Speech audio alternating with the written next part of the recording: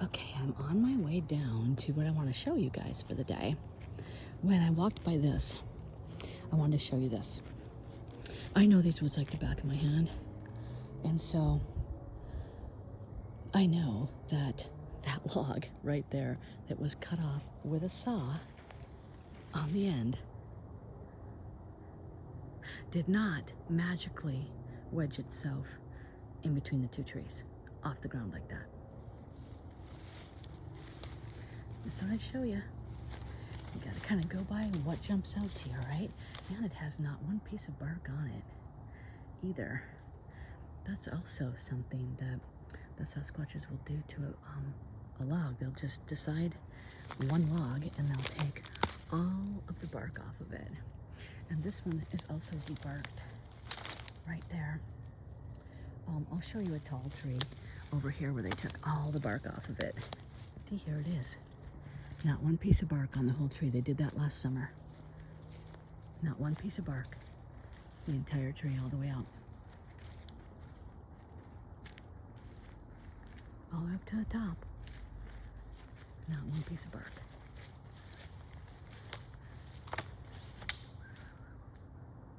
Isn't that cool? Why? I haven't asked them directly, but I do think that they eat the insects under the bark. I do think that, and maybe they do something with the bark too. Maybe they make the bark into some sort of tea or healing. They keep it for healing or something, or maybe they keep it for winter food of some sort. I don't know.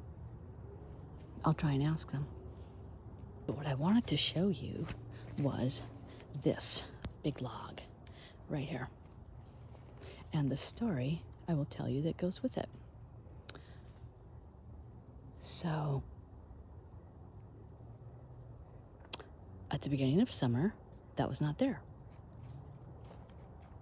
And my friend Crystal and I we came through here with her golf cart so that we could be lazy and not have to walk as far, because we were going to the back part of the woods where we wanted to go visit them further back into the woods.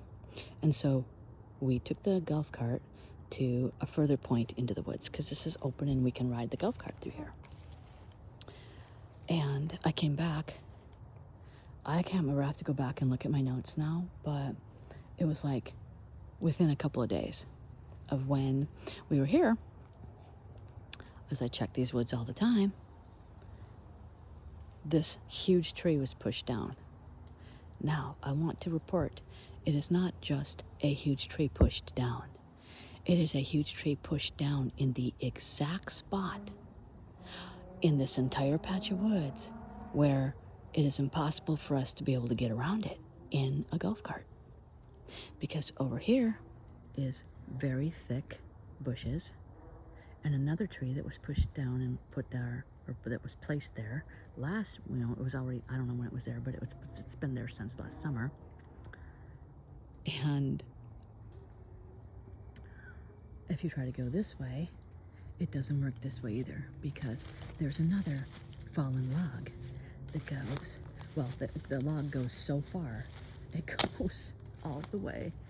It goes all the way up to here, all the way up into here, and hooks up with this other huge log that's over there. I'll show you that huge log right there, that one. And there's the ends of this tree right here.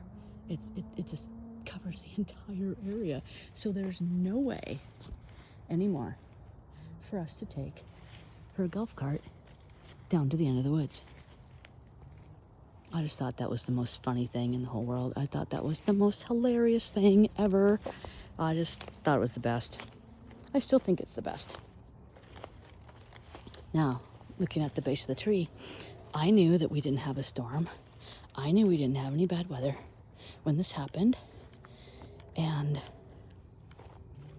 this is the power of their energy. This is what they can do. This tree was perfectly healthy standing up just like its neighbor friends in the cluster of trees here. Huge, huge. This is like an 80-foot tall aspen tree. And bam, there it goes. Over and out. That's what they can do. What is that?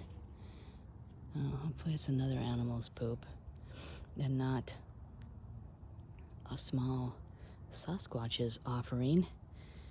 I'm not sure what animal makes poop like that besides humans and dogs. But that's not my focus for today. My focus for today is to show you this super long tree. I'll show you from the other angle as well. So here you go.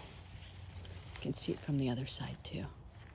There's the big long tree right across the open corridor in the forest that we were using to travel. Yep. They pushed one down bigger than that, probably 50% bigger than that last summer, and it was an oak, which is a super hardwood. I'll show you that one too. I've got that all coming up. How do they do this? Well, I haven't sat down and specifically asked them yet, but one theory is that they do it with energy. They're very, very good with energy. They are way ahead of us.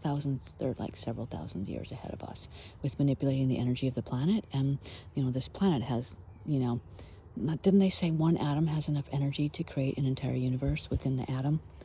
Well, they are incredibly powerful users of energy. And so I'm kind of leaning towards the energy thing versus brute strength of like, I think it has to be energy, because I'm just thinking right now, when I look at this big tree up here, if I'm gonna send a few up there, okay, let's put like 3 guys up there and let's have them hang off the tree till the tree falls over.